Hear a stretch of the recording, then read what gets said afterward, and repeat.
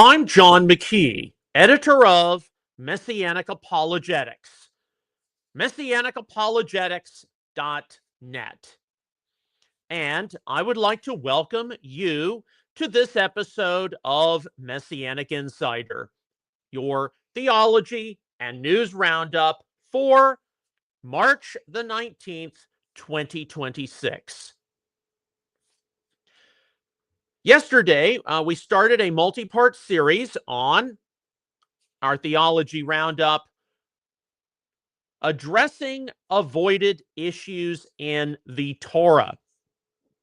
And one of the biggest challenges we continue to have as Messianic people today is that many people, they'll read Paul's letters for what they meant to the Romans, the Galatians, and try to deduce principles. They'll even read Yeshua's words for some kind of Second Temple Jewish background.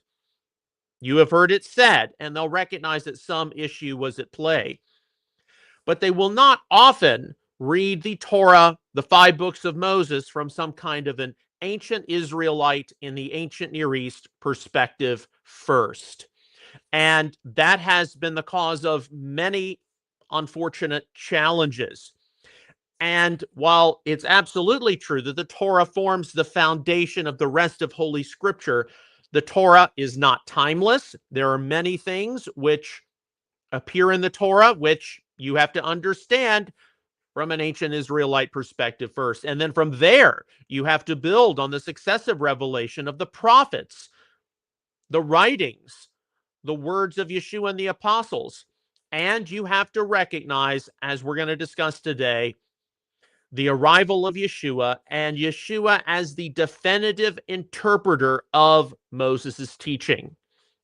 Now, for many people, unfortunately, Yeshua's fulfillment of Moses' teaching means that the Torah gets abolished or abrogated or nullified. But for us, we look at Yeshua's revelation as the definitive, most significant revelation, but not at all to the detriment of Moses, because the very reason why so many of us are looking to that foundational instruction in Moses' teaching is because Yeshua the Messiah himself bid his followers to heed it. All right, so if you will, please turn with me to the Messianic Apologetics website, messianicapologetics.net. Click on the Articles tab and then scroll down to the article addressing the frequently avoided issues Messianics encounter in the Torah. You can click there, and then a PDF file will open up, and this is where we left off yesterday.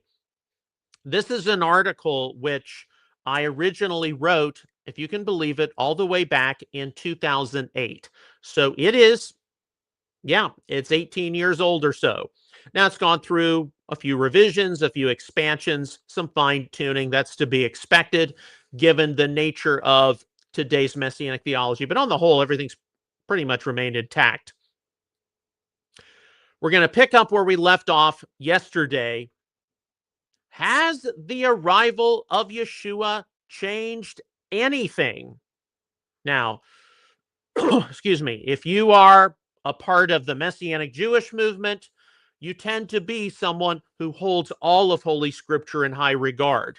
And while you have a high regard for Moses' teaching, you do tend to recognize that the Messiah event, the Messiah event is the most important event in human history. The Sinai revelation is important. Yeshua is more important.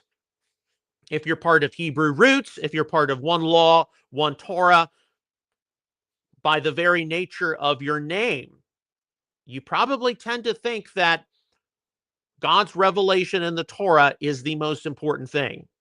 The Sinai event is the most important event. That's something I would absolutely disagree with. It's not that the Messiah event serves to the detriment of the Moses event, Sinai, whatever you want to call it, but Yeshua's death, burial, and resurrection is the most important thing, because that is what provides each and every one of us with being freed from things which the Torah cannot free us from. All right, but we're going to get into this. Has the arrival of Yeshua changed anything?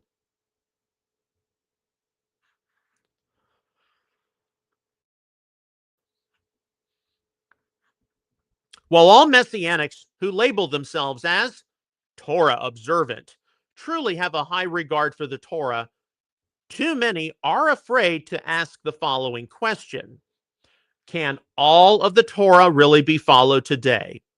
This is not the voice of someone looking for loopholes, nor of someone desiring to disobey God. It is the honest question of wanting to know if all the commandments of the Torah can actually be followed in the 21st century. This question is best answered with another question, which too many are simply afraid to ask when a teacher or leader they follow may be caustic or obnoxious when it comes to the Torah. Has the arrival of Yeshua the Messiah and his sacrifice changed anything in regard to the Torah? Is there a trajectory built into the scriptures, beginning in the Torah and continuing through the prophets and writings? Yes. The messianic expectation given by the prophet Nathan, 2 Samuel 7:12 through 17, was intended to be, as King David testified, a Torat HaAdam, a law for humanity. 2 Samuel 7:19, my translation, or the charter for humanity. Yeshua himself said in Luke 22:44, "These are my words which I spoke to you while I was still with you, that all things which are written about me in the law of Moses and the prophets and the Psalms must be fulfilled." New American Standard. Paul said in Romans 10:4, excuse me, for the goal, telos, at which the Torah aims is the Messiah, who offers righteousness to everyone who trusts. Complete Jewish Bible.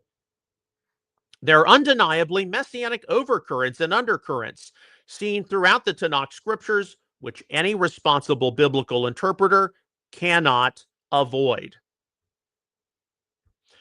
The first messianic prophecy is seen in the Father's words to Eve: "And I will put enmity between you and the woman, and between your seed and her seed.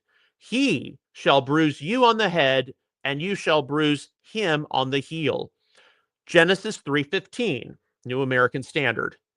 As salvation was to come through the childbearing, 1 Timothy 2:15, Young's literal translation. The steady process of salvation history moving forward, Hebrews 1:1 and 2, is that humanity is to be brought back to a condition similar to that first experienced in Eden, Revelation 21:1 through 3. The commandments and statutes seen in God's Torah are the first important steps back to that condition. Along with the blood of Yeshua the Messiah, having fully atoned for humanity's sin, something which the animal sacrifices in the Torah could not do, as they had to be offered and reoffered many times. Hebrews 7:27, 9:12. An equality for all has been restored by his work, which had not been seen since Eden. Galatians 3:28. In the prophet Jeremiah's declaration about the new covenant, which God will make with his people, the Lord said, "I will put my law within them, and on their heart I will write it, and I will be their God, and they shall be my people." Jeremiah 33:31, New American Standard. Natati et toati bekirbam ve'alabam ektavna. Contrary to popular belief, the new covenant has nothing to do with replacing the Torah, but is in fact the Torah internalized on the heart, written by the power of God's Spirit. Ezekiel 36:25 to 27. It is notable, though, that the Greek Septuagint rendered Torah-ti, my Torah, Art Scroll Tanakh, with the plural namus mu, or my laws, also followed by Hebrews 8:10, 10:16. While the Torah is certainly in view here, this slight difference does beg the question if Yeshua's work has altered or affected anything. Is my laws a reflection on the view that God will steadily write his commandments on the hearts of his people as they mature in faith? Or is it also a reflection on the sacrificial system and Levitical priesthood being set aside until the millennium? Hebrews 7:18, also Ezekiel chapters 40 through 44.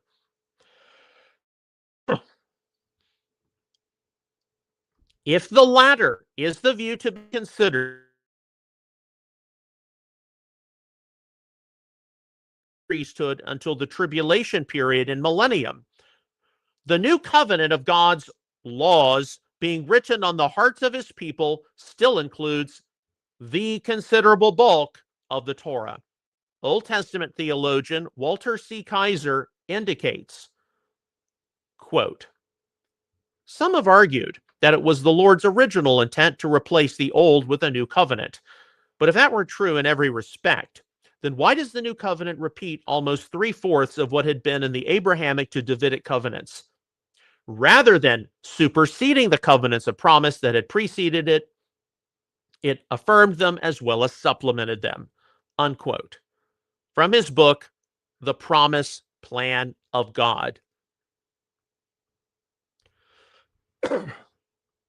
As it regards Messianic believers today, the laws, which are written onto the redeemed heart by God, certainly concern those things which will enable us to live the life Yeshua modeled for his followers. Galatians 6:2. The arrival of Yeshua has certainly altered some things as they concern animal sacrifice for the atonement of sin and the transfer of priesthoods from that of Levi to Melchizedek. Hebrews 7:12 details, "For when the priesthood is changed, of necessity there takes place a change of law also." New American Standard. This namu metathesis, though, is not the wide-scale abolition of the Torah's commandments, especially those of ethics and morality. But as David H. Stern rightly emphasizes in his Jewish New Testament commentary, it, quote, implies retention of the basic structure of Torah with some of its elements rearranged, transformed, particularly of those not connected with the priesthood and the sacrificial system, unquote. And even though the Levitical priesthood and sacrificial system may be shadows of the reality seen in Yeshua's sacrifice, Hebrews 5:10-1, also Exodus 25:40, they are nonetheless important shadows which mature believers are to study and understand. The Pentateuchal scriptures represent the first stage in God's unfolding plan of salvation history and cannot be ignored. Okay, so what does all this mean more than anything else? Well, you know, far too many people, because we're dealing with frequently avoided issues in the Torah. That's what we're going to be getting into starting next time. See, you can see the next section here, the frequently avoided issues. So we're going to cover some of that tomorrow. Far too many people read the Torah, number one, as though it's timeless. Foundation of Holy Scripture that the Holy Scriptures build upon obviously means it's relevant, it's got to be studied, it's got to be probed, it's got to be appreciated, it's got to be reflected upon, it has to be meditated upon because it's the living Word of God. It communicates things about God's dealings in history, God's character, how God addresses the situation of humanity in this fallen world. But because Torah is foundation, many have then concluded that Torah is timeless, which it is not.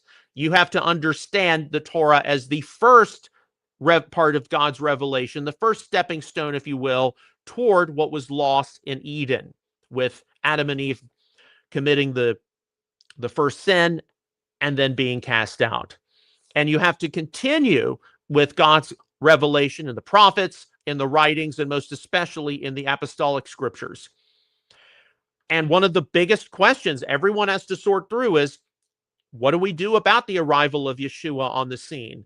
His sacrifice for human sin, his resurrection from the dead, his Melchizedekian priesthood, has that altered anything? And some people in the independent Torah movement will say no. Well, I think the scriptures say yes, but I don't believe that Yeshua's coming on the scene and altering some of the dynamics by his death, burial, and resurrection means a wide-scale abandonment or abrogation, nullification of the Torah, as we certainly see in a great deal of contemporary Christianity. So when we go through various avoided issues, we're going to try to read them from the perspective of ancient Israel first, but we also have to understand them through the effects of the Messiah event. And as I said, there are plenty of people in Messianic Judaism who do this because, believe it or not, in Messianic Judaism, the Messiah event does tend to be the most important event. In the Hebrew Roots movement, in one law, one Torah movement, the Torah is the most important thing. And there's a lot of Torah-olatry seen in those movements. Whereas we understand the ongoing validity and relevance of Moses' teaching because Yeshua himself said that he came to fulfill and not abolish or abrogate it. So this is a cumulative series. I know that for some of you, there are going to be some things which are said, which are communicated, which you definitely have heard before, and you're going to need to hear again. Some of you haven't really heard these things before. So, okay, I am aware that I did not reference this teaching on Facebook. I didn't announce it, so I'm plugging that in really quickly right now. In the past, when I haven't listed it on Facebook, it's not because I don't want you to see it. It's usually because it gets overlooked. And right, this morning there have been a lot of there have been more things going on behind the scenes than usual. Things I've got to take care of later this afternoon. And I'll use this as a prompt to remind some of you. Ministry isn't just a matter of Bible study. It isn't a matter of writing and doing research. There's a lot of, nuts and bolts types of things which anyone who's in a business has to take care of. All right. Okay, so that concludes our theology roundup for today. Tomorrow, as we continue in this, we'll move on to what some of the issues are, frequently avoided issues in the Torah. Okay, let's move on to our news roundup now. Now, we do the news roundup after the theology roundup because the news is, of course, time sensitive and it changes from day to day. Right now, with Operation Epic Fury, Operation Roaring Lion in the Middle East, the conflict against Iran, the news is changing literally hour to hour. And some of the things I'm going to be talking about, they just compose a number of the high points. So I recommend that if you have not already, go to X, formerly Twitter, subscribe to channels such as Open Source Intel, OIS, INT Defender. Those are two really good channels for up-to-date information. And of course, there's some other channels as well, Newsmax, Fox News, and even Charisma from time to time. Get something you need to pay attention to. All the news stories I'm about to go through, these are things that I encounter passively on social media. I don't go out hunting for them. Number one, of course, we need to be praying for peace. Israel, Gaza, the Middle East, Iran. Pray for the Messianic Jewish believers, the underground Christian community. Pray for all the civilians. Pray that everyone has an encounter with the risen Yeshua. And of course, along with that, we pray for a decisive, quick end as quickly as possible to what's taking place. Number two, be praying for peace, Russia and Ukraine. And number three, be praying for reason and sanity to prevail here on the Western home front, everything that we see going on. Because I know today, a lot of the news, and we're just going to briefly mention some of it, a lot of the news is actually economic, because this conflict, of course, in the Middle East with oil and gas supplies, it's going to affect the global economy. And I woke up this morning, I saw how different futures were doing. I saw how, if you remember, a number of weeks back, gold and silver hit, massive highs, like $5,600 an ounce for gold, $120 an ounce for silver. That's way down now. And then just, a lot of people have concern, and a lot of people are, of course, very worried, and justifiably so. All right. All the links I'm about to go through, these will be available for you to look at later today when this episode is archived at messianicapologetics.net, where you can go, you can read the different articles in full, watch the different clips, whatever the case might be. Okay, so first story. This is from Charisma yesterday, March the 18th. Israeli rabbi claims Messiah will arrive this Thursday as tensions rise in the Middle East. Now, for disclosure's sake, this is the headline. I have not seen anything before going live about this. A prominent Israeli rabbi is declaring that the Messiah will be revealed this Thursday, tying the claim to the biblical calendar and rising conflict in the Middle East.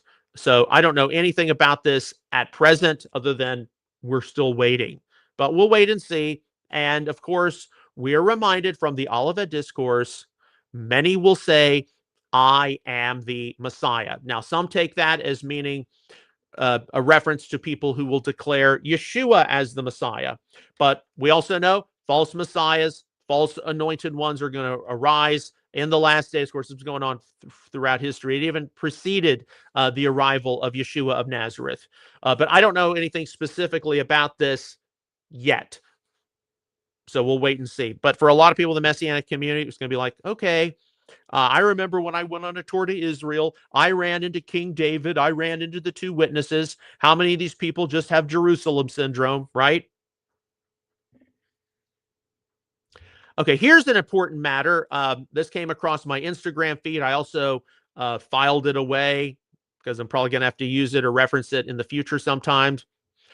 It's from the Instagram channel Rabbi Daniel Rowe. And here he talks about a reference seen in the Talmud, asks the question, is Jesus burning an excrement according to the Torah?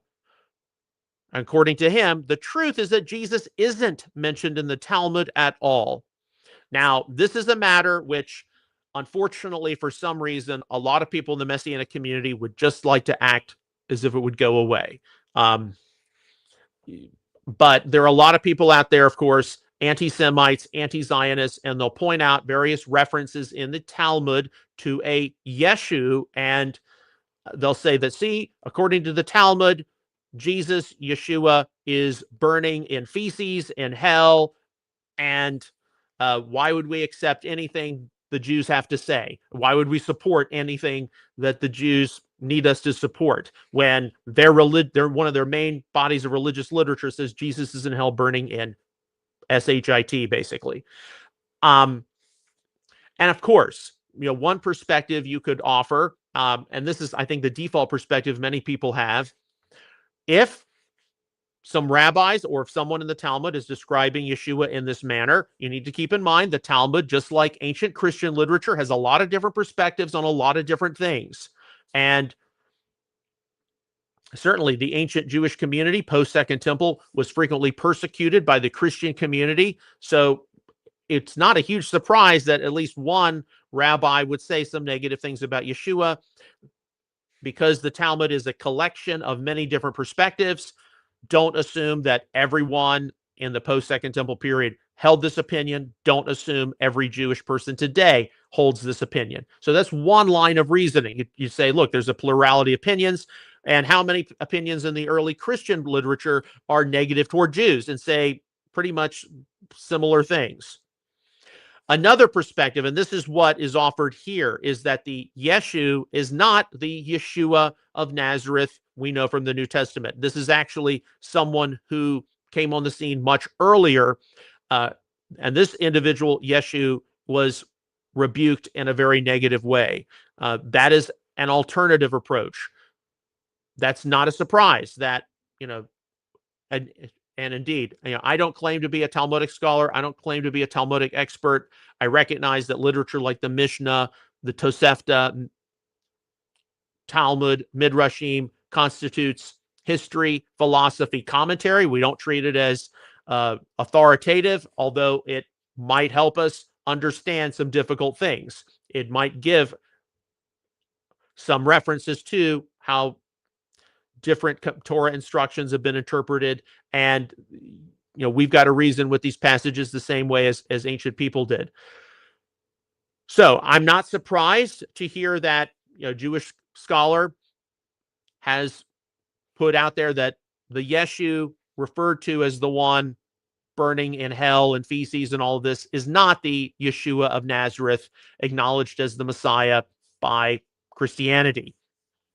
And for certain, this is something today's Messianic community is going to have to reckon with in increasing frequency, because there are a lot of anti-Semites out there who are using this to claim that, this is an opinion of Jews who have rejected Christ as Messiah, but this is what their religious literature says about Jesus, and why are we supporting them?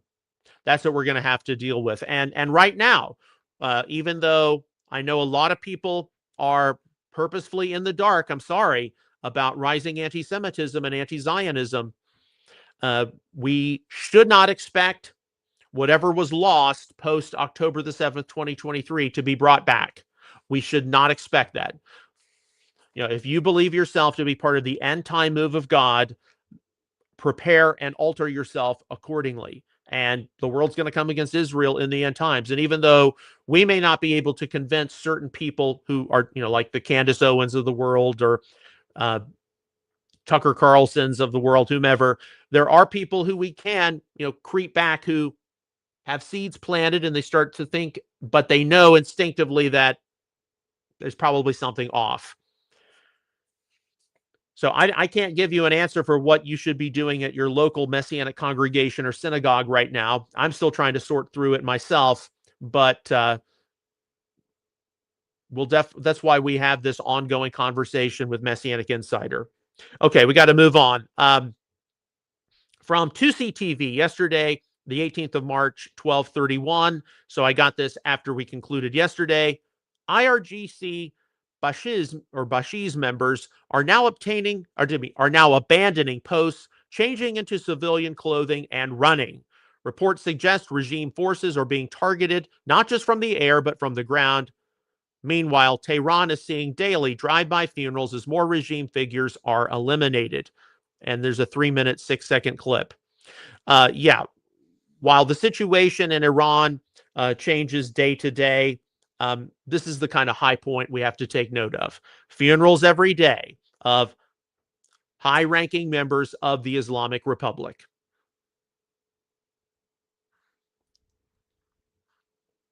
From the Epoch Times yesterday, 18th of March, the headline, Trump issues new warning to NATO allies over Strait of Hormuz. So there are going to be some other stories regarding this, but here he says, I wonder what would happen if we finished off what's left of the Iranian terror state, the president says. So, of course, we know that the Strait of Hormuz, we've said this multiple times, is one of those critical arteries for the supply of oil and gas, particularly going out to Asia, the Japanese market, the South Korean market, gas, a huge amount of gas going to the European market. There have been some further developments since since last night, we're going to get into. And here, one of the pressing issues has been, are America's NATO partners going to help with at least helping commercial traffic travel in and out of the Strait of Hormuz? All right, another story from 2CTV yesterday. 12:51 p.m. So this is right before we went live, so I didn't get it till later. 1 minute, 43-second clip.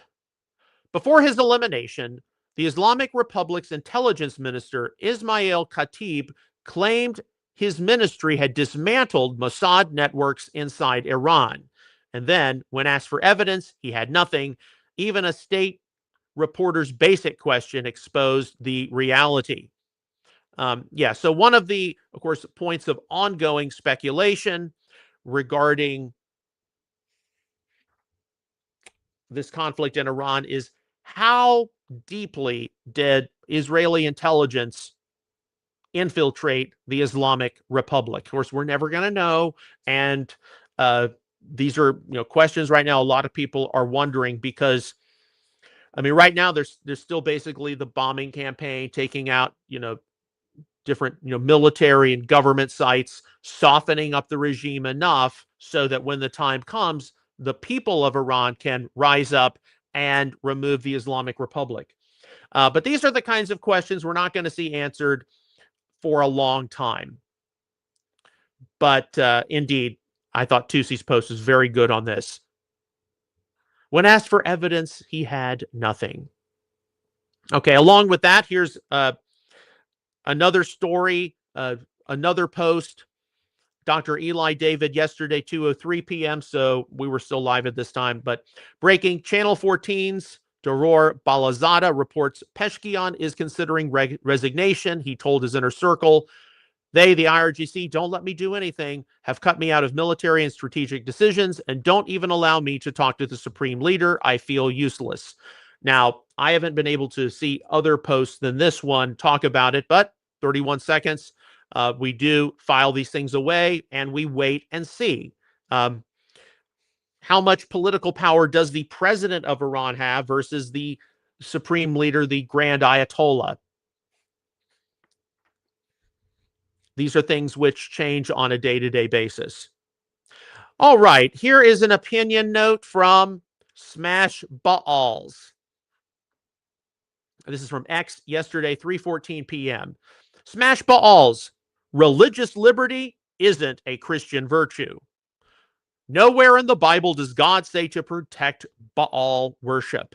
Now, Smash Baals is a Christian nationalist, and he wants to see some kind of a quasi-theocratic government established in the United States of America. And what that would mean is that religions such as Islam, Hinduism, Buddhism would become illegal. But it would also mean that Judaism would become illegal. And for a lot of evangelicals, that is just, I mean, that's just a total bridge too far. What I think is interesting about this in saying that religious liberty isn't a Christian virtue. Now, first of all, the good news, the gospel is going to flourish whether or not the government or the empire or the regime in power says it's legal or not. The good news is the divine message. It knows no human or mortal constraints.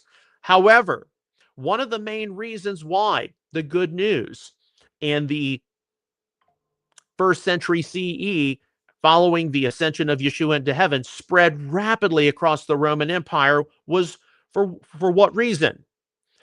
It was because Judaism was a legal religion in the Roman Empire. And Judaism did not have to worship Caesar. It was exempt from Caesar worship. There had to be some offerings made in the temple on behalf of Caesar, but it was exempt from Caesar worship. And of course, the Messianic believers, members of the Way, the sect of the Nazarenes, they were regarded as a part of Judaism. So actually, one of the reasons why the gospel spread so quickly in the first century CE was because it wasn't Christianity, which was a legal religion. It was Judaism, which was a legal religion. And born-again believers in Israel's Messiah, whether they want to say so or not, have a connection to Judaism, even post-Second Temple Judaism.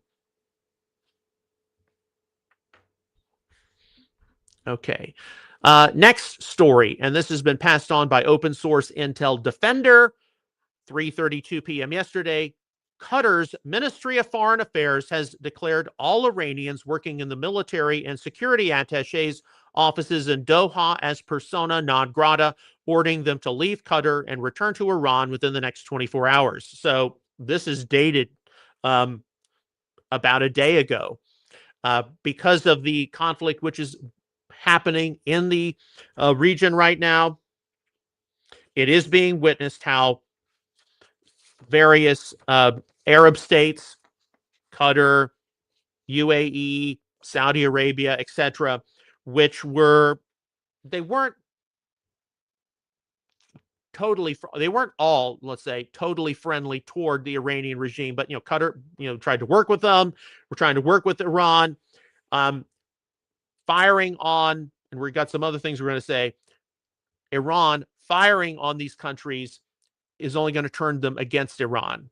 It's not going to work. But there's some other things which we're going to be, mentioning in just a few moments regarding this. Okay, here's one which I thought it was useful to pass along. It came up on my X feed, and it certainly is the kind of post which will get a lot of people to think.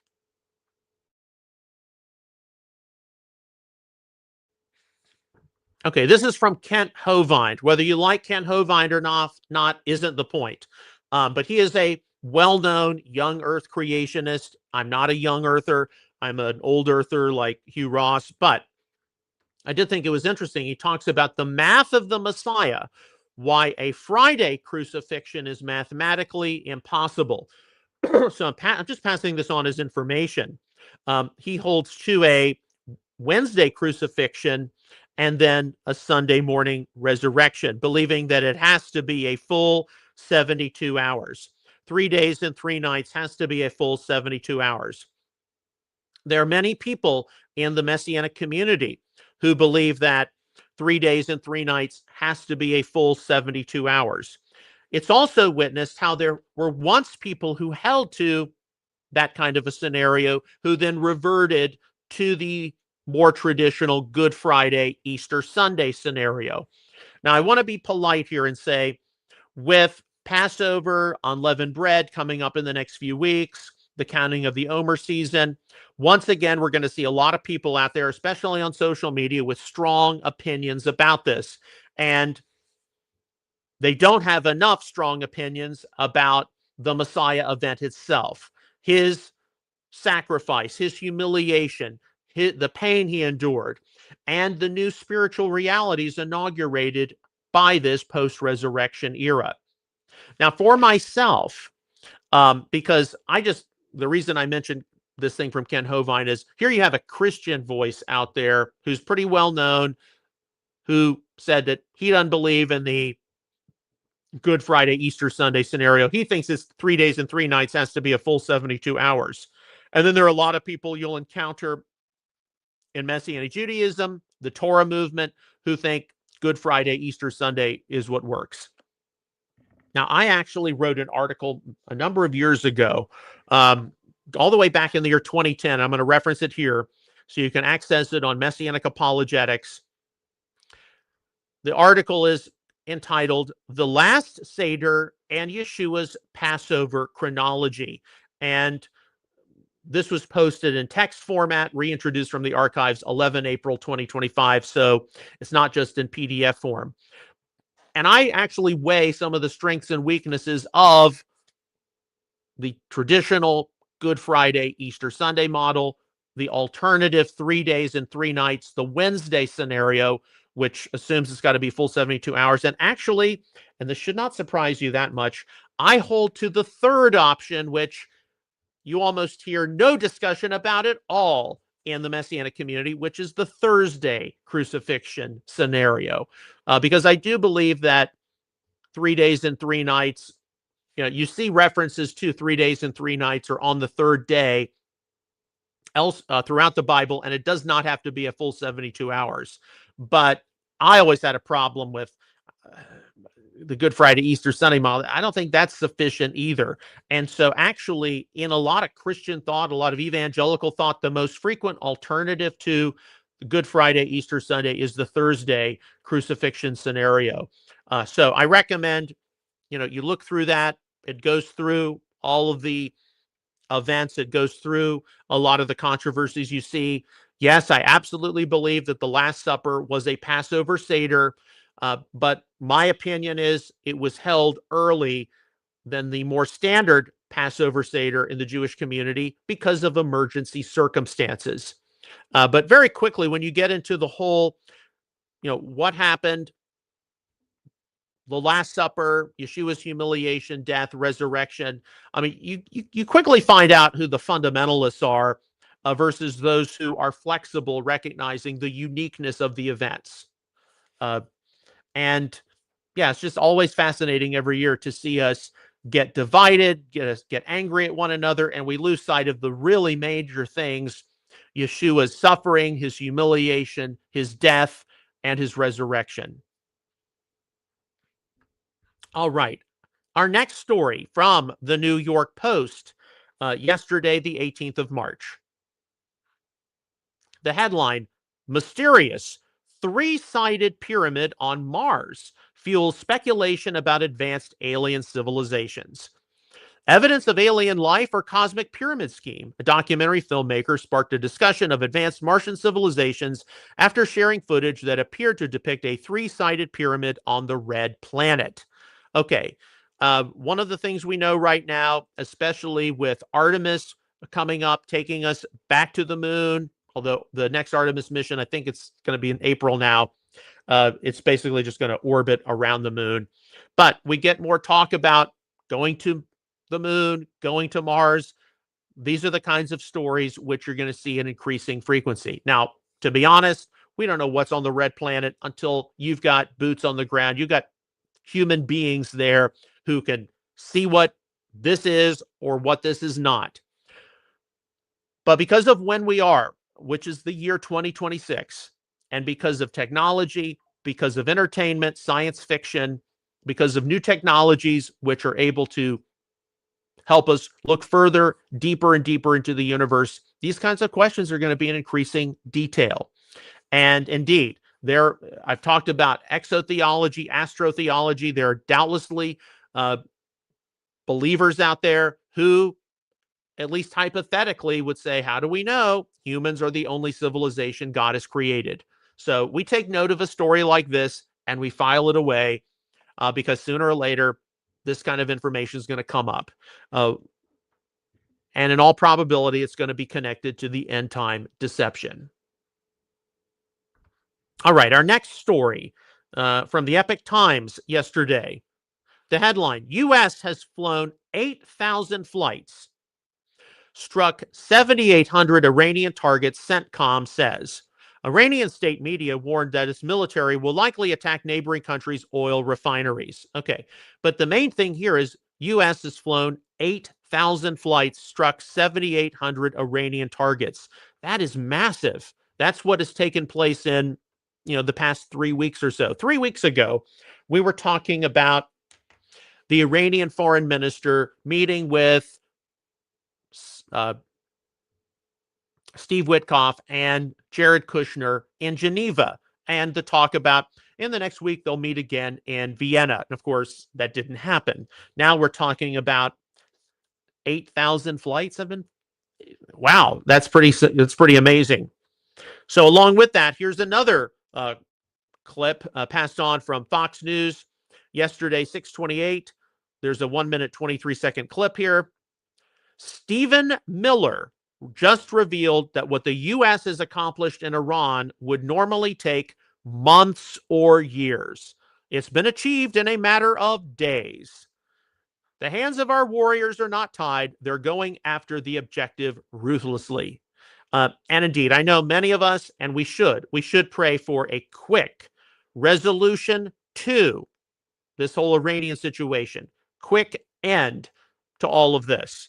And so stories like that are like, let's put this in perspective. Stephen Miller says what we've done could have taken months, possibly even years. Okay, here's something that really should upset you. It certainly upsets me. from Visegrad 24, posted yesterday, 4:58 p.m. The U.S. and Israel are the greatest threat to the security of humanity, claims Spanish MEP Lone Bellara. Anyway, I'm sorry. Claims Spanish MEP Ione. That's an I. Bellara. Okay. Obviously, I need to work on my Spanish pronunciation. But the main point is, here you see a European politician claiming that Israel, the United States, greatest threat to humanity. If they're not reined in, or they're going to constitute the end of the species. And I do want to briefly mention, yesterday I did get a little upset, not a little upset, a lot upset at some of the things which Nick Fuentes has been saying. You know, Nick Fuentes has been rooting for our enemy to win. And some of the terms I used were not too dissimilar from some of the terms I'm sure would also be used by serving U.S. military personnel as well as serving IDF personnel. Because even though I believe that a lot of what's taking place in a macro sense are getting us closer to the end time scenario, I still love my country and I still pray for its prosperity and its safety. And I get infuriated when I see people who are traitors say some very bad things about it.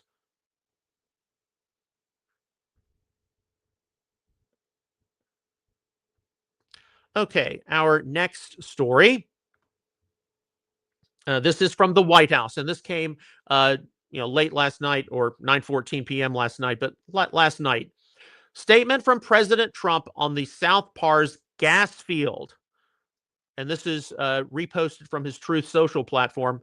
Israel, out of anger for what has taken place in the Middle East, has violently lashed out at a major facility known as South Pars gas field in Iran. A relatively small section of the whole has been hit. The United States knew nothing about this particular attack, and the country of Qatar was in no way, shape, or form involved with it. Excuse me, nor did it have any idea that it was going to happen. Unfortunately, Iran did not know this or any of the pertinent facts pertaining to the South Pars attack, and unjustifiably and unfairly attacked a portion of Qatar's LNG gas facility. No more attacks will be made by Israel pertaining to this extremely important and valuable South Pars field unless Iran unwisely decides to attack a very innocent, in this case, Qatar, in which instance the United States of America, with or without the help or consent of Israel, will massively blow up the entirety of the South Pars gas field at an amount of strength and power that Iran has never seen or witnessed before. And you can read the rest later. But apparently, this attack by Israel is in a very important place in the Gulf region, and it's already been affecting the gas market, the oil market, and the financial markets. Now, there are a lot of people who have they've speculated this way and that way about Israel's attack, and likewise what Iran has been doing to respond to this. But this is the situation, because we're going to mention this further on, the Iranian response. This is something which causes us to recognize that the situation changes from hour to hour. And is this situation going to reach some kind of a critical mass event? Some have even speculated it's going to reach a Cuban Missile Crisis level of tension. I don't know. But this is why we continue to pray for a quick, decisive resolution. But this is a very serious thing seen throughout the night. Now, here is a post I saw on X. We're going to completely change gears for a moment. From Chesed 1973. Just because a group identifies itself as Torah observant doesn't mean that it is really part of the Messianic movement. Some of the groups today are just absolutely dangerous and need to be avoided. Here are a few things to watch out for. So these are 4 points which are made I thought were very important. Number 1, use of Yahusha, Yahuwah. These groups are most always loco. Yahusha is not a legitimate Hebrew word. Yahuwah is not recognized by legitimate Hebrew scholars as a form of the Tetragrammaton. Most believe that Yod-Heh-Vav-Heh was pronounced somewhere between Yahweh or Yahweh. Number 2, overuse of the Yah. Now, Yah is, of course, a short poetic contraction of the divine name Yod-Heh-Vav-Heh. You see it throughout the Psalms.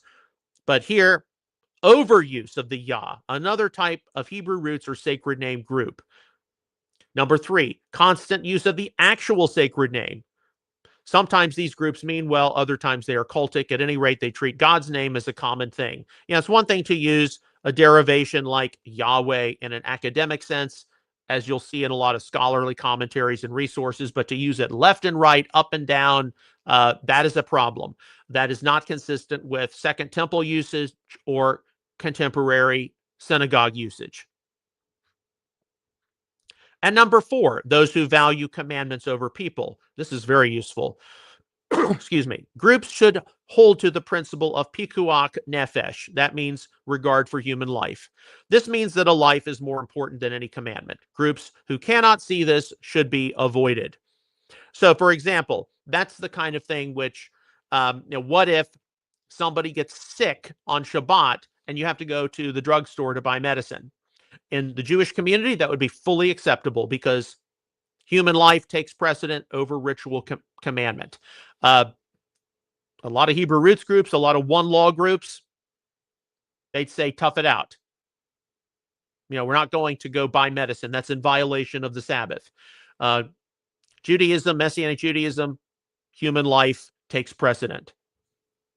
And another thing which probably could be added to this list, of course, would be all of the different quote unquote restored biblical calendars. That's another thing which differentiates a group from the mainstream Messianic movement. Now, I actually responded to this last night, and this is what I said.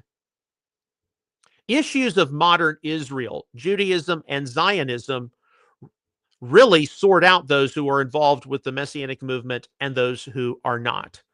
Hebrew roots and the non-Jewish Torah movements are never as straight as they should be on these matters, including very few publicly praying for the return of the hostages after October the 7th, 2023.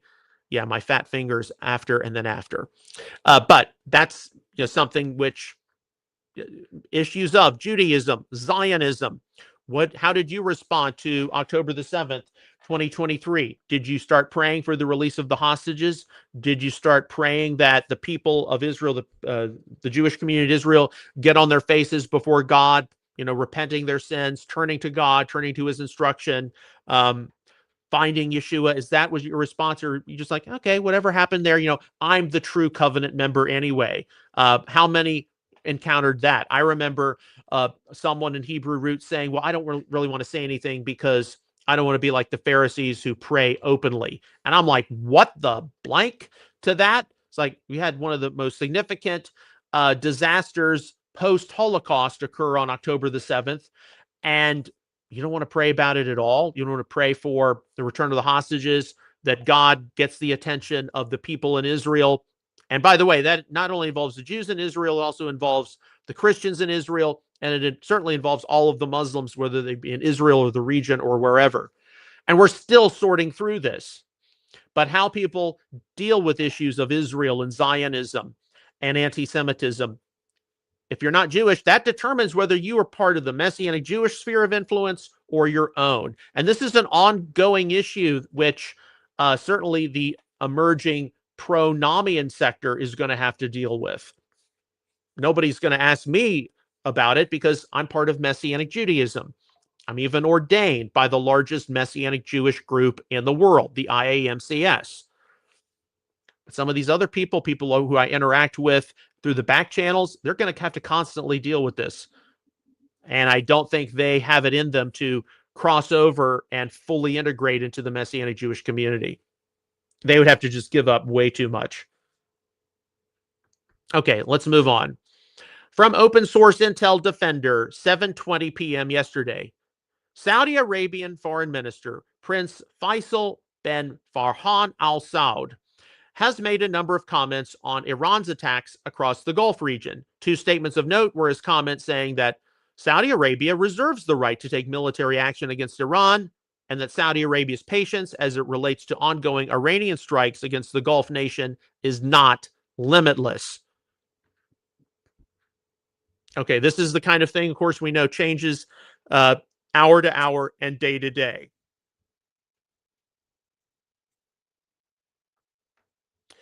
Okay, here's a post from Nio Berg on X, posted 7:19 p.m. My mom just called me from Iran through her landline. I haven't spoken to her since February.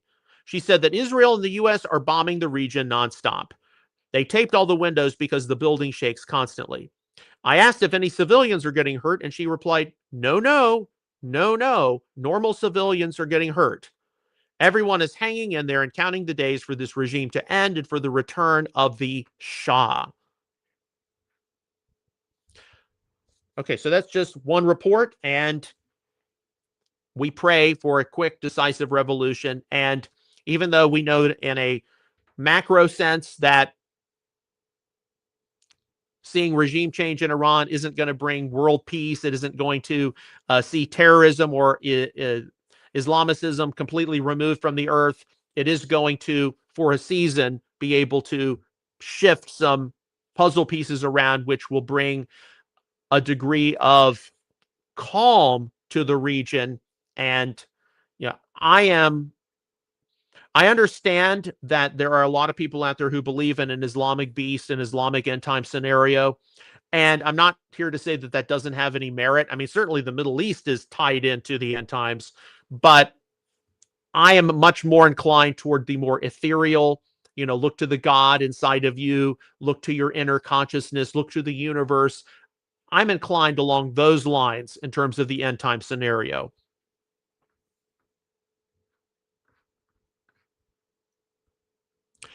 Okay, here is a post from the X channel, Awaiting Christ.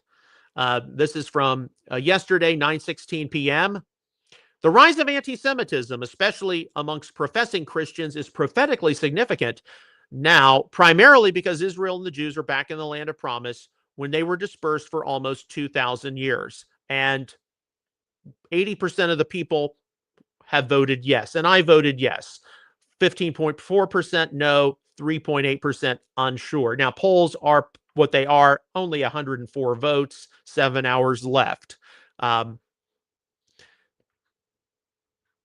But how many discussions do you have at your Messianic congregation, your synagogue, in a prayer time regarding rising anti-Semitism and anti-Zionism? And obviously, we don't have all the answers to how to confront this. Some people can only confront it as, if it comes into this assembly, if it comes into this group, we've got to recognize the people disseminating things, hopefully answer their questions, and if they're a problem, see that they leave. Okay, I mean, some people, that's as far as it can go. Likewise, with me, right now, it's still the data collection phase. And as I close up, as I conclude certain projects I've been working on for a while, I have to forecast and anticipate new projects to be worked on. So, but we still have to recognize we've got an issue with anti-Semitism in the world at a level we haven't seen perhaps since the 1920s, 1930s.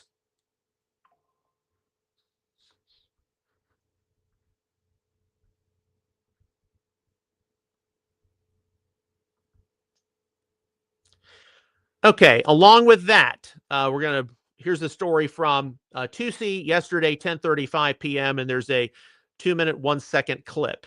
The IRGC has struck Qatar's main LNG export infrastructure at Ras Laffan, causing significant damage to one of the world's largest gas hubs. So Israel attacked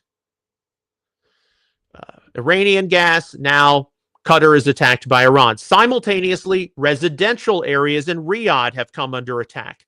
This is no longer limited to military targets. Civilian and economic infrastructure are now in the crosshairs.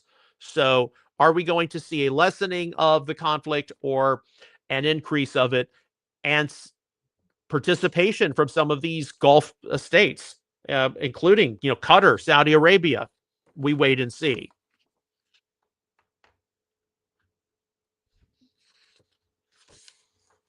Okay, here is a story along with the anti-Semitic theme we just mentioned. This is a short clip, 1 minute, 3 seconds, posted yesterday, 6:32 p.m. from the U.S. Conference of Catholic Bishops. So Catholics are called to reject anti-Semitism and the lies and conspiracies that fuel it, and to stand clearly against hatred and violence directed toward our Jewish brothers and sisters. We know recently, of course, that a lot of the anti-Semitism, which has been promoted, especially on social media and popular media, Candace Owens, Nick Fuentes, various, Carrie Prejean Baller, various others, they are Roman Catholic. Now, many of those in Christian nationalism are not Catholic. Joel Webbin, Dale Partridge, they're not Catholic. They are Reformed Calvinists. So we need to recognize that from a video like this, there are plenty of people who are Roman Catholic. Yeah, we got questions about some of their traditions and everything else, but they at least recognize anti-Semitism is wrong, that Christians have a special relationship with the Jewish people. A lot of other Catholics, a lot of other Protestants don't see things that way. But we do want to, in our criticism or in our evaluation of what's happening, we want to be fair, and we don't want to broad brush, as difficult as that may be sometimes. All right, from My Charisma. This is from today, March the 19th. They're not from space. The biblical case for end times deception behind UFO disclosure. And the article opens with, something changed in 2023, and it did not happen quietly. For the first time in decades, the United States government publicly acknowledged the existence of non-human intelligence. Under oath before Congress, a decorated intelligence official confirmed recovered craft and biological material. Now, you all can read through this article. One of the things it does not mention, it does mention, prophetic signal number 1. Genesis 6 is repeating in modern form. Okay, the Nephilim. But for the most part, this talks about just deception in general. But they're going to be, this is going to be in increasing fervor, increasing frequency. People talking about extraterrestrials, UFOs. It's part of the end time deception. I'll be honest with you, because as I have looked at information, as I've looked at perspectives on this, and as I've interacted with people who believe that, well, maybe God's got other stories playing out on the other side of the universe, even if we were to concede that in part, that maybe God, I'm just speaking hypothetically, this is still part of the end time deception, because what's happening on earth is wrapping up, because Yeshua, in his resurrected form, resurrected as a human being, indicating that the human story is wrapping up the cosmic conflict between good and evil. Of course, the human story is focused on Israel. Now, we don't know how involved the cosmic conflict between good and evil actually is. But while the default position is for us to say that the cosmic conflict, good and evil, it's angels and demons, okay, yes. There would be, hypothetically, if you suggest that there are other civilizations out there, other sentient life forms, how do you know some of them aren't aligned with good or aligned with evil? So I ultimately think the whole thing is involved with the end time deception, but I cannot see if, and this is the 0.0001% chance that there are other stories playing out in the universe. I can't see it be something we actually know about until the second coming, and the Lord is there to explain to us how it all works, and why only certain things would have been in the Bible, and some things would have been withheld from us, because we do know, and this is a fact. There are things about the greater universe we don't know, and we will not know until we see him face to face. Everyone of any side recognizes that. But we file these things away. And look, as I have said, even this week, until we see spacecraft and bodies, it's all theory. It's all hypothetical. So humans are the only known sentient civilization in the universe, aside from angels and demons. And of course, when the Lord returns, more will be revealed to us all about the mysteries of the cosmos. Okay, so back to planet Earth. Here's an important story. This is a clip that's Maria Bartiromo, Scott Bessent. This is from Fox Business, 1 minute, 17 seconds. Treasury Secretary Scott Bessent just revealed major defections are happening to the Iranian regime, and he's watching their bank accounts. We're starting to see defections at Treasury.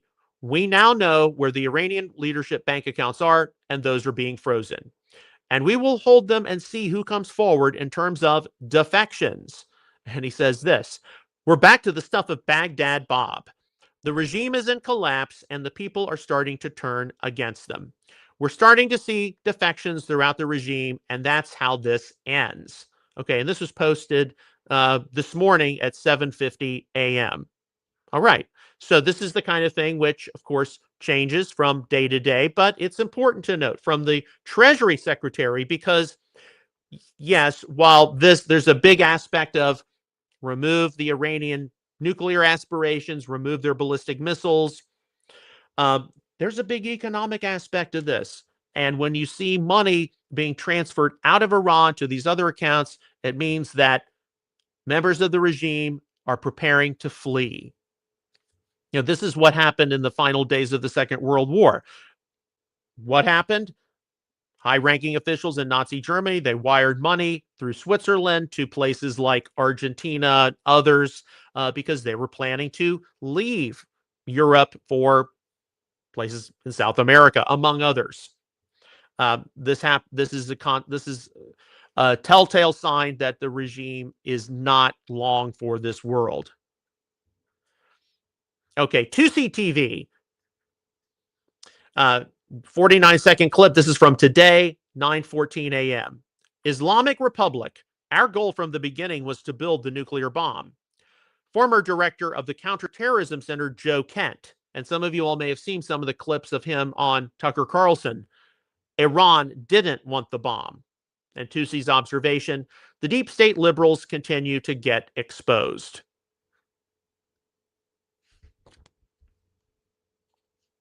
Okay, two more posts and then we'll conclude. Okay, this is from the Epoch Times today.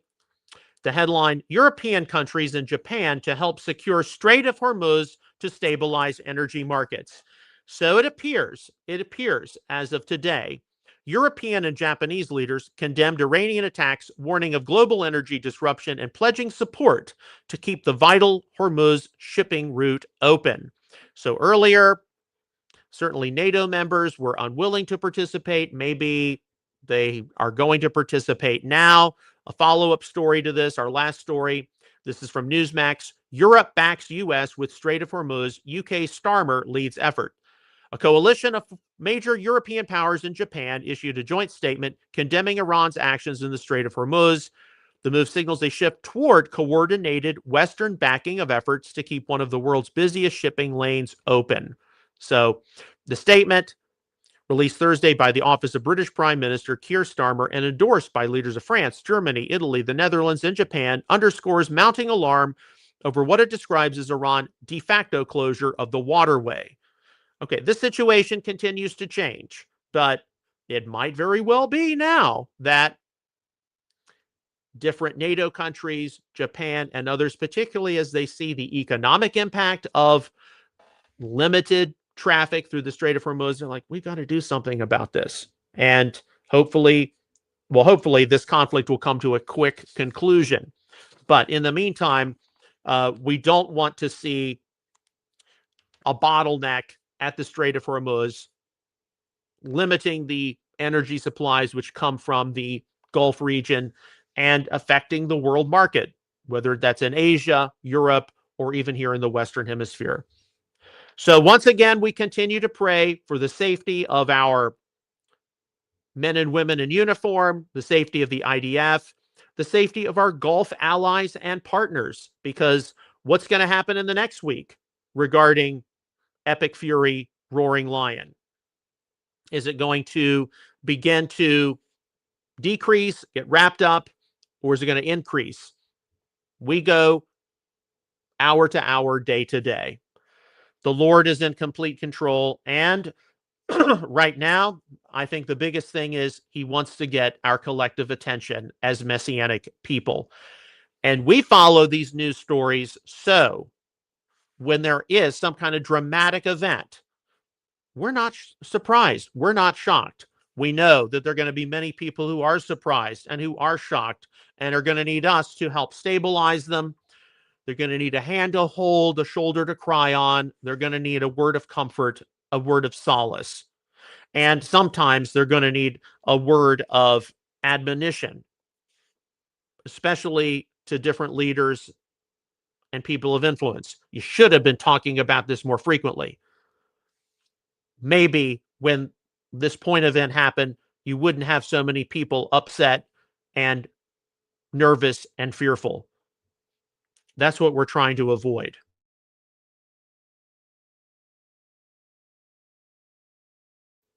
All right, and that closes up our live stream for today. On behalf of Messianic Apologetics, I would like to sincerely thank you for your ongoing prayers, encouragement, and support for all of our ministry efforts. Please do consider signing up for a monthly $25 or $50 donation. If you have not already, please do visit my website, messianicapologetics.net, where you can access a wide array of articles, frequently asked questions entries, back issues of our newsletter, Outreach is Real News, back episodes of Messianic Insider, and different McKee Moment shorts. Please be sure to give this episode a thumbs up or a heart, as it will definitely help its exposure on social media. And I encourage you to repost this to your social media feeds: Facebook, Instagram, X, email it to a friend. We will see you again tomorrow with another episode of Messianic Insider. Until then, may God bless you, shalom, and take care.